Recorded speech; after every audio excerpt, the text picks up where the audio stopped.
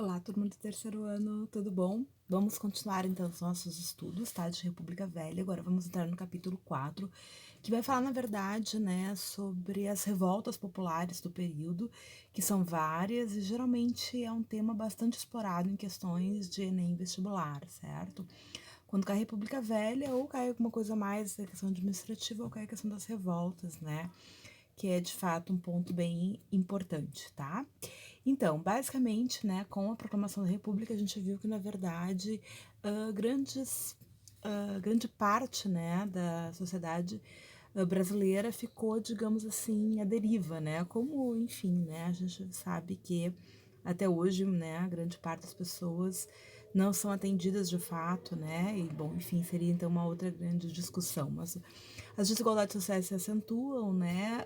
De um modo geral, a modernização que vai ocorrer neste processo são nas grandes cidades, são nas regiões litorâneas, e a população do interior, né, de um modo geral, vive de uma forma bastante precária, bastante sofrida, né, e são esses grupos, de um modo geral, que vão responder, né, nessas perspectivas, essas revoltas que vão ocorrer nesse contexto, tá? Claro que a gente vai falar de algumas revoltas urbanas também, né, como a revolta da vacina, como a revolta da chibata, mas vamos iniciar pelas revoltas populares, né, mais interioranas, digamos assim, certo?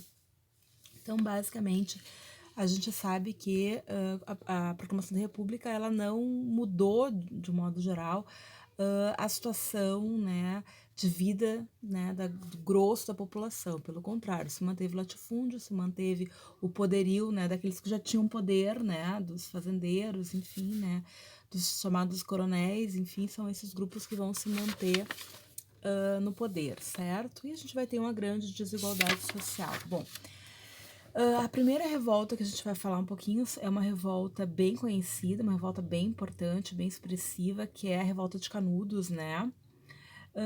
Basicamente, Canudos é um ponto bem importante porque é um, digamos assim, um espelho muito, né, da questão cultural do Brasil, certo? Então, basicamente, né, a gente sabe que o interior, né, da região do Brasil, principalmente a região nordeste, que já era uma região sofrida, uma região, né, onde o sertão nós temos toda a situação de seca, situação de abandono, né, de desigualdades sociais, do analfabetismo, enfim, né.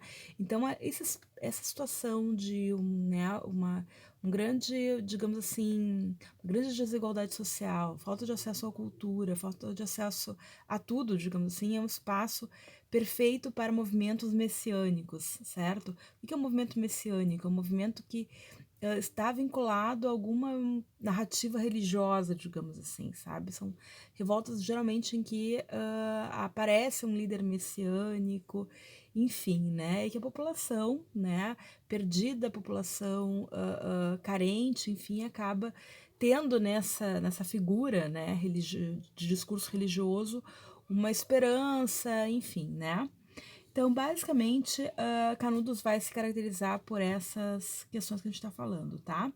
Então, basicamente, são regiões que são extremamente abandonadas, onde há um desprezo, né, por esses grupos, que são grupos miscigenados, são pessoas, de modo geral, né, a população descendente de indígenas, de população africana, pessoas muito pobres, muito carentes, né, nesse território, de um modo geral, há nessa perspectiva todo um desprezo por esses grupos, né, por sua cultura, seus folclores, suas crenças, enfim, né, é uma região bastante abandonada, certo?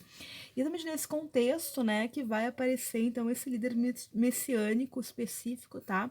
Que é o Antônio Vicente de Mendes Maciel, que vai ser conhecido como Antônio Conselheiro, que é a liderança messiânica da revolta, né, da revolta de Canudos, certo? Então, basicamente, o que é um líder messiânico? Ele não é necessariamente um padre mesmo, né?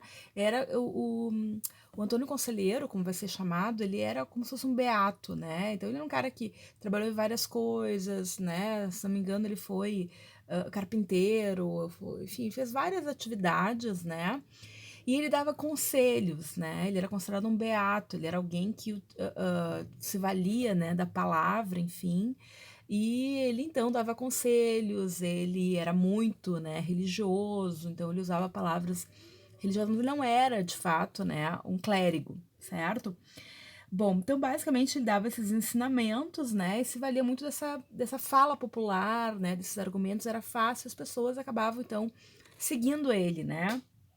E ele era um cara, então, que pregava, né, e atuou na região, né, digamos assim, do interior, né, da Bahia, da região de Sergipe, de Pernambuco, então ele peregrinava, ele era considerado uma pessoa, né, santa, enfim, né, no sentido de que ele arrecadava dinheiro e ele mesmo ia lá para reconstruir cemitérios, reconstruir igrejas que estavam meio caindo aos pedaços, então ele mobilizava a população para auxiliá-lo nesse sentido. Então várias pessoas também, assim, que eram marginalizadas na sociedade, buscavam os ensinamentos dele, né, ele aceitava as pessoas. Então ele tinha uma aura, digamos assim, de uma respeitabilidade junto a essa população mais pobre, né? Bem importante, né? Então ele falava, né?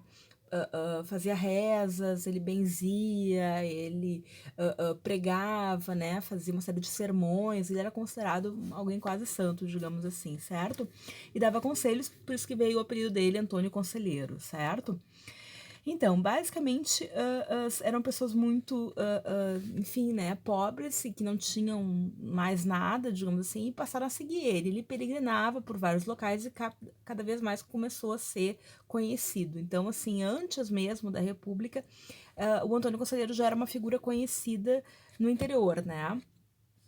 Então, basicamente, isso começou a incomodar, digamos assim, né, pouco a pouco, porque muitas pessoas, então, como eu disse, né, seguiam Antônio Conselheiro, e acabavam desfalcando, digamos assim, enquanto mão de obra, né, os grandes fazendeiros, né, que geralmente exploravam essa mão de obra mais empobrecida, digamos assim, né, e esses grupos começaram, então, a seguir, né, o conselheiro e, claro, obviamente, também havia uma crítica muito grande da religião católica, né, dos padres, dos bispos, enfim, a preocupação de que estariam perdendo fiéis por uma nova seita, enfim, que estaria surgindo a partir dessa, né, então havia uma tendência da Igreja Católica, né, a uma orientação a que essas figuras fossem perseguidas, fossem presas, enfim, fossem impedidas de fazer uso, né, dessa perspectiva religiosa, certo? Então a ideia era reprimir esses rituais, reprimir essas pessoas de modo geral, né?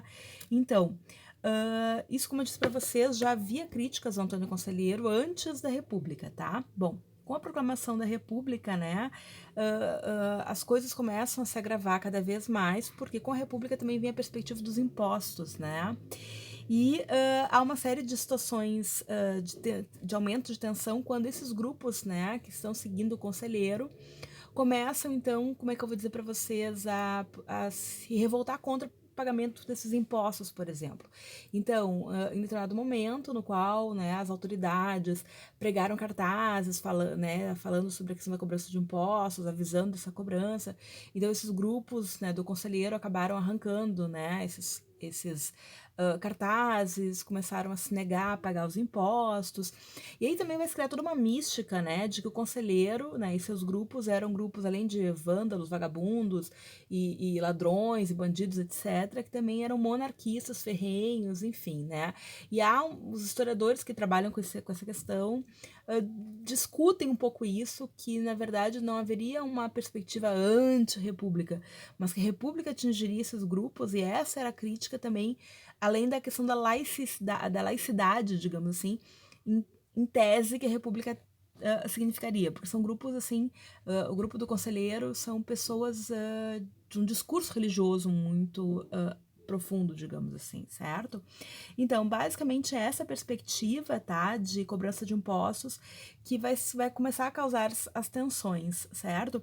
E aí nós vamos ter, então, tropas, grupos que são levados, né, que são mandados para cobrar esses impostos e vai ter, então, uma série de questões violentas, né, de brigas com os seguidores do conselheiro, que vão rechaçar, basicamente, essas tropas, e isso tudo, então, né, vai criar um caldo, digamos assim, né, que vai levar de fato à revolta que a gente vai estudar. Estou falando uma forma introdutória do que realmente vai acabar acontecendo.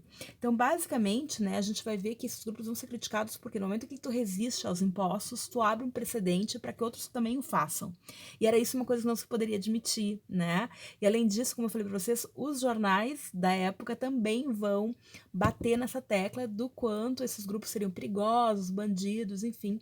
Então, a gente continua no próximo vídeo conversando com vocês sobre isso, certo? Beleza, fiquem bem.